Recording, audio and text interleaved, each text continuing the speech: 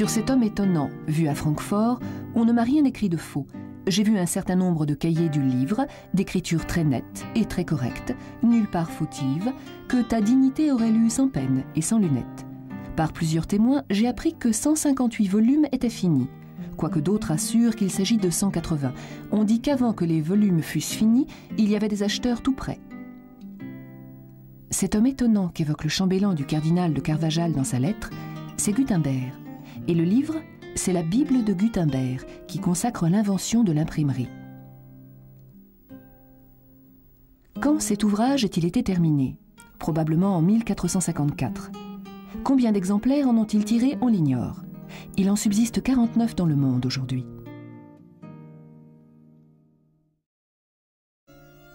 Dans des ateliers, les scriptoria, à longueur de journée, des moines copient et recopient des textes. À cette époque, il n'existe nulle part une méthode qui permette d'obtenir rapidement des reproductions nombreuses, identiques et surtout sans faute. Or, il existe une forte demande sur certains textes. C'est le cas par exemple des Donnas, ces grammaires scolaires recherchées par un nombre croissant d'élèves. Gutenberg veut parvenir à les multiplier vite, à bon marché, pour les obtenir en grand nombre. Il sait qu'ils se vendront facilement. Gutenberg voyage. Il va de ville en ville à la recherche de toutes les compétences. Nous sommes à la fin du Moyen-Âge. La prise de Constantinople par les Turcs ébranle l'Occident en 1453. C'est une période de renouveau technique et d'innovation liée aux préparatifs de la guerre. Il développe l'imagination, en Allemagne tout particulièrement. La métallurgie de précision fait la fortune de Nuremberg. L'orfèvrerie se développe également.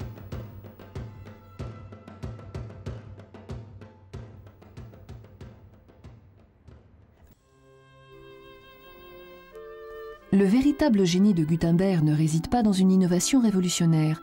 Il s'emploie plutôt à tirer parti de techniques qui existent, éparses, utilisées à d'autres fins. A-t-il découvert les caractères mobiles? Non.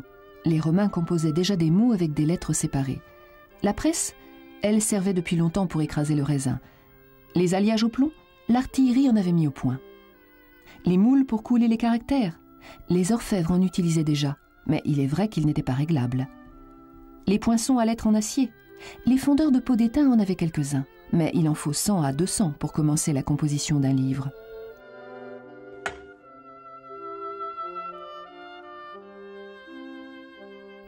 Gutenberg réunit tous ces matériels. Il les améliore, les coordonne. Cet assemblage intelligent, coûteux et patient lui a sans doute pris une quinzaine d'années. Gutenberg fait d'abord graver un poinçon en acier. Le graveur sculpte en relief le caractère inversé.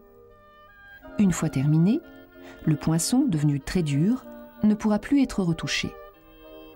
Le poinçon vient s'enfoncer dans une matrice en cuivre. Sur cette matrice, placée au fond d'un moule réglable, on coule un alliage de plomb, d'étain et d'antimoine.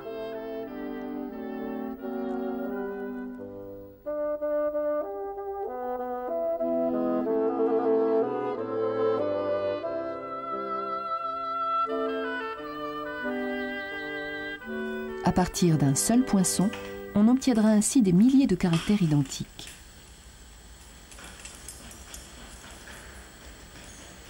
Pour composer une page à l'ancienne, on range les caractères un par un, ligne par ligne, en suivant un modèle.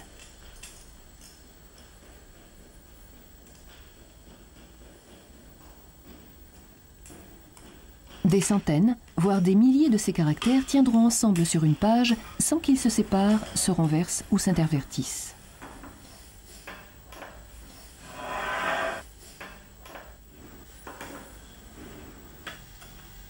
On tamponne les caractères avec une encre noire et grasse.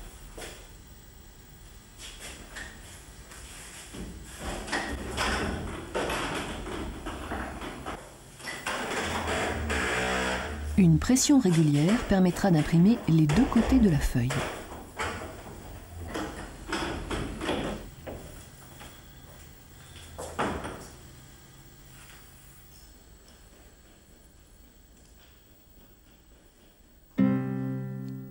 L'imprimerie rencontra presque immédiatement un immense succès.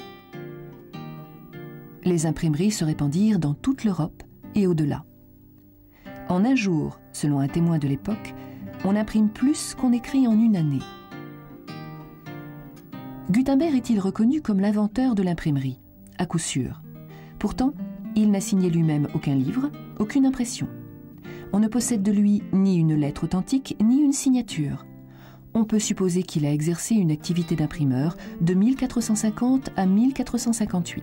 C'est tout. 50 ans plus tard, le livre jouera un rôle déterminant dans le développement des idées et de la connaissance, l'apparition de la contestation religieuse et la propagation de l'humanisme.